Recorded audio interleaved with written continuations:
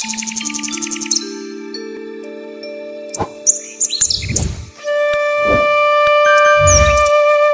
ভিডিওটিতে যে জিনিসটি নিয়ে আলোচনা করছি সেটি বোগনভিলিয়ার একটি বড় প্রবলেম। এই প্রবলেম আমরা সচরাচর সবাই দেখি, আর এটা একটি সমসাময়িক আলোচনা। এই আলোচনায় প্রচুর জায়গায় দেখছি গাছ হঠাৎ ঝিমিয়ে পড়ছে। ঝিমিয়ে পড়ার অনেকগুলো কারণ থাকে। তার প্রথম কারণ যদি বলা হয়, আমি একটি একটি করে বিস্তারিত আলোচনা করছি, ভিডিওটি সঙ্গে থাকুন। আমি যে আলোচনাটি করব বুঝতে পারবেন ঠিক কি বলতে চাইছি। একটি গাছ এরকম ভাবে পাতা ঝিমানো, তাকে পর্যাপ্ত পরিমাণ জল দিয়েও হয় না। এর প্রথম কারণ থাকে জল কম হওয়া। জল কম হওয়াতে গাছ কিন্তু ঝিমোয়। আর আমাদের এই গাছগুলো সমস্তটাই কিন্তু সিন্ডার মাটি মেশানো, জল যাতে প্রচুর পরিমাণে ড্রেন আউট হতে পারে, সুন্দর রুটস্টক তৈরি হতে পারে, সেই কারণে তৈরি। এই যে মাটি, এই মাটিতে রুটস্টক তৈরি করার জন্য আমরা যে সাপ্লিমেন্টারি বুস্টার গুলো ইউজ করেছিলাম, সেই বুস্টার কিন্তু প্রচুর রুট জেনারেট করিয়েছিল। সেই রুট কিন্তু অতিরিক্ত রুট গাছের জন্য অনেক সময় ক্ষতিকর হয়ে দাঁড়ায়। তাতে করে গাছের বৃদ্ধি একটা সময় কম হতে শুরু করে, সে আর খাবার জোগাতে পারে না। এই ব্যাপারটি আমরা কিন্তু আলোচনা করি না, তার কারণ আমরা অনেক কিছু বুঝে ওঠার আগেই গাছ নষ্ট হয়ে যায়। আর ঠিক তেমনই যে বললাম অনেকগুলো কারণ, তার মধ্যে একটি কারণ এই গাছের রুট বৃদ্ধি। অতিরিক্ত রুট বৃদ্ধি যখনই হবে গাছের দেখবেন টেন্ডেন্সি হবে, আপনি জল দিচ্ছেন কিন্তু গাছের সেই জিনিসটি করতে পারছে না, জলটা মাটি ভিজছে। এই মাটি যখন ভিজছে, যেরকম ভিজে উঠছে, তার যে রুট যতখানি ছাড়া, নতুন ছাড়ার প্রবণতা সে তো নেই, উল্টে পুরোনো রুটগুলো ভেতরে পচতে শুরু করে। আজকে এই যে ভিডিওটি আমি করবো, এটি যে জিনিসটাকে আমি সামনে খুলে দেখাবো, এর প্রবলেম।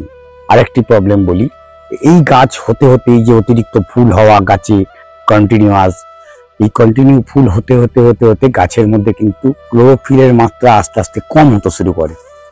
সেটা সমস্ত গাছ হতে পারে। এই যে গাছগুলো দেখছেন, বিশেষত যেগুলো সাদা পাতার গাছ, আপনি তো জানেন ওটা গোল্ডেন পাতা বা হোয়াইট পাতা। তো এর হোয়াইট পাতা, এর কিন্তু ক্লোরোফিল এমনিতেই কম, ক্লোরোফিল নেই বললেই চলে, যার জন্য গাছের ফুল হওয়ার প্রবণতা এমনিতেই কম। সেই গাছ যখন আপনার চলে আসবে আরো পাতা হলুদ হতে শুরু করে করে করে করে এর যখন ক্লোরোসিস হয়ে যাবে, তখন আপনি বুঝে উঠতে পারবেন না যে গাছটার বৃদ্ধি কেন বন্ধ হলো, বা খাবার কেন নেওয়া বন্ধ করে দিয়েছে, বা ফুল আসছে না কেন। তার একটা মেইন প্রবলেম হচ্ছে ক্লোরোসিস। ক্লোরোসিস জেনারেলি 2-3টি কারণে হয়।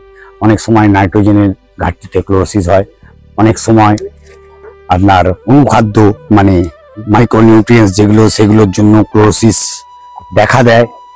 আরো একটি ব্যাপার, এই ক্লোরোসিস হওয়ার পরেই যে জিনিসটি দেখা যায়, সেই জিনিসটা নতুন পাতা বৃদ্ধি হয় না। পাতাগুলো ছোট ছোট হয়ে মাথার দিকে চুপ করে বসে থাকে, সেই পাতা বড় হয় না। তারও একটি কারণ থাকে। হ্যাঁ, কারণ যখন বলছি তার সলিউশনও বলবো। ভিডিওটি সঙ্গে করুন। আজ অভিজিৎ হর্টিকালচারে অমিতের সাথে নতুন একটি জিনিস আলোচনা করছি, যে আলোচনায় আপনারা আশা করি আপনাদের গাছের এই ধরনের প্রবলেম হলে নিজেরাই নিজেদের গাছকে খুব তাড়াতাড়ি রিকভারি করে নিতে পারবেন। চলুন দেখি এই গাছটা ঠিক কি হয়েছে রুটের জায়গায়। এই যে গাছটি দেখছেন, এটি চিলি ইয়েলোর একটি গাছ। আর গাছের বুঝতেই পাচ্ছেন পাতা কিন্তু একদম ঝরে ঝরে পড়ছে, ফুল ঝরে পড়ছে। তার কারণটা দেখাচ্ছি। দেখুন, এর মধ্যে যে জল দেওয়া হয়েছিল, ফিডার রুট সাইড দিয়ে তৈরি হচ্ছে, কিন্তু গাছ খাবার নিচ্ছে না। আমাদের কাছে আমি গ্রুপে গ্রুপে দেখছি, অনেকেই বলছে দাদা এখন রিপোর্টিং করা যাবে। আমি কিন্তু বলি সারা বছরের রিপোর্টিং প্রয়োজন হলে করতে হতে পারে। যদি মনে হয় এর কোনো আলাদা টাইম বলে কিছু নেই, গাছ বাঁচাতে গেলে রিপোর্টিং এর প্রয়োজন।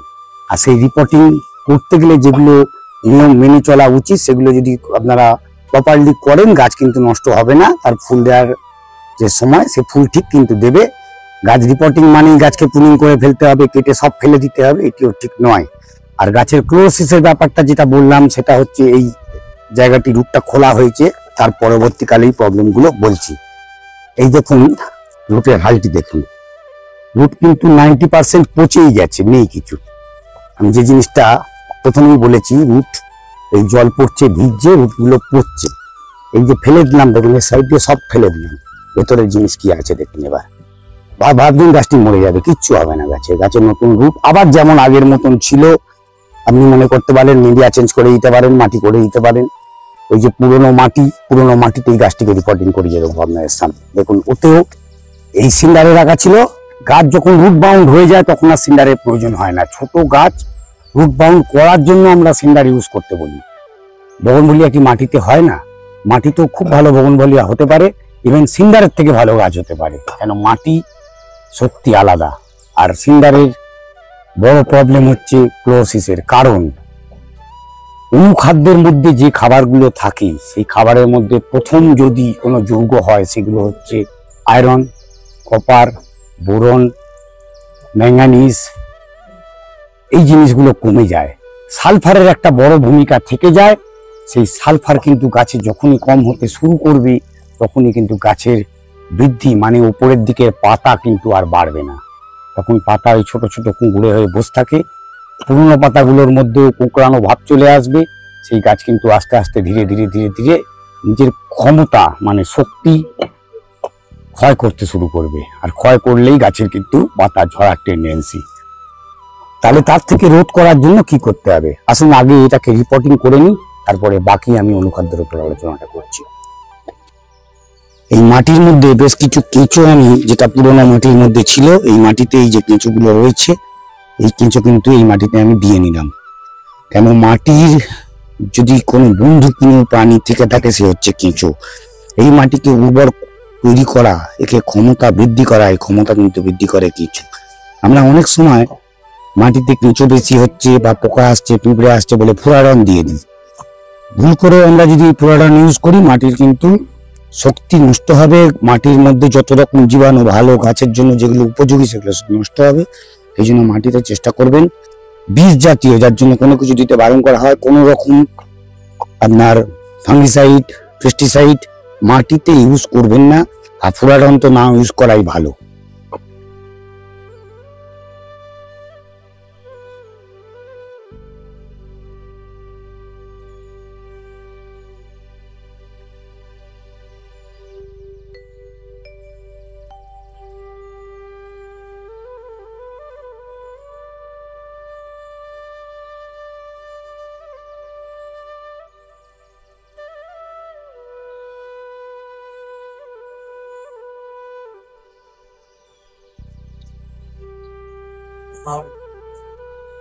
এই নর্মাল আগের বছরের সিজন ফ্লাওয়ার পিটুনিয়া করা হয়েছিল এই মাটিতে, সেই মাটিতেই আমি গাছটি ডাইরেক্ট রিপোর্টিং করছি, কোনো রকম সার না মিশিয়ে। কোনো সারের প্রয়োজন হবে না। তার কারণ হচ্ছে গাছ অতিরিক্ত খাবার পেয়ে পেয়ে কিন্তু এই জিনিসটি ঘটেছিল। খাবার অতিরিক্ত হয়েছে, ফুল হয়েছে, কিন্তু তার শিকড় বৃদ্ধি মানে গাছকে ধরে রাখার ক্ষমতা বৃদ্ধিটা আর করতে পারছিল না সে। তাকে রিপোর্টিং করা হলো এই ঠান্ডার মধ্যে। এখন ঠান্ডা চলে এসছে, মোটামুটি আমাদের কলকাতায় দারুণ ঠান্ডা পড়েছে। সকাল বিকেল আমাদের শীত অনুভূত হচ্ছে। গাছে ফুল আসার টাইম আমাদের বাধ্য হচ্ছে এই রিপোর্টিংটি করতে। খুব প্রয়োজন না পড়লে এই রিপোর্টিং কিন্তু করতে যাবেন না। রিপোর্টিং করলেই যে গাছের বৃদ্ধি হবে, খুব ভালো ফুল হবে, ঠিক তা নয়। প্রয়োজনে রুট বাউন্ড অতিরিক্ত না হলে, যদি গাছ যদি কিছু সিমটম না দেয় গাছকে রিপোর্টিং করবেন না। বারবার বারণ করা হচ্ছে, কারণ গাছের যদি রুট বাউন্ড না হওয়া সত্ত্বেও আমরা রিপোর্টিং করি গাছের বৃদ্ধির দিকে নজর হবে, কিন্তু শীতকালে বৃদ্ধি হয় না। গাছ কিন্তু সেই জায়গা বৃদ্ধি করবে না। এর রুট বল খুব ভালো, এ কিন্তু নিজেকে সার্ভাইভ করে নেবে, এ বড় করবে। এর প্রয়োজনে আবার যেমন ফুল আসার তেমন আসবে, হ্যাঁ একটু কম হয়ে যাবে। আমাকে প্রয়োজনে এই ফুল হয়ে গেলে এই ফুলের যেগুলো কেটে ফেলে দেওয়ার এরকম জায়গা থেকে আমরা কেটে ফেলে দেবো। কেটে ফেলে দিলে গাছ কিন্তু আবার আস্তে আস্তে আস্তে আস্তে সার্ভাইভ করে নতুন পাতা ছাড়তে শুরু করবে, পরে ফুল আসবেই। বাকি রইল আপনাদের যে মাইক্রোনিউট্রিয়েন্টসের কথা বললাম। এই ধরনের প্রবলেম যখন আসবে আর এই পাতা হলুদ হয়ে যাওয়া, আপনারা কিন্তু সেখানে আয়রন বেস কোনো সারের ব্যবহার করতে পারেন। আয়রন থাকবে সেখানে থাকবে ম্যাগনেসিয়াম, যেটা এপসম সল্ট ইউজ করেন সেই ম্যাগনেসিয়াম যেন গাছে থাকে। এটি একটি ক্লোসিসের একটা বড় কিন্তু সমস্যা দেখা যায় এই ম্যাগনেসিয়ামের জন্য। ম্যাগনেসিয়াম গাছকে কিন্তু অনেকখানি সতেজ করে তুলতে পারবে। সাথে করে আরেকটি জিনিস সালফার।